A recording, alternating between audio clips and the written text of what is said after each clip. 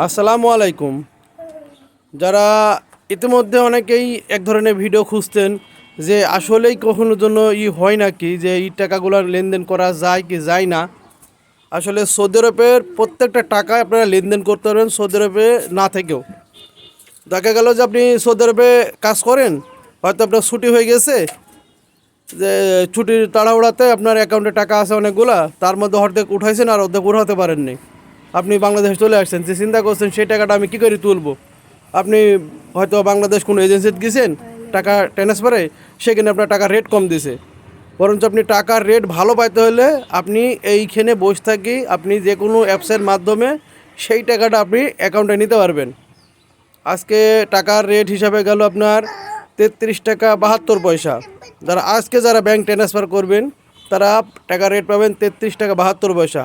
এই নিউজটা অনেকে জানে না, আমি জানাই দিলাম, এবং এই নিউজটা আপনারা সবাই শেয়ার করে দিবেন যেন সবার কাছে পৌঁছায় যায়।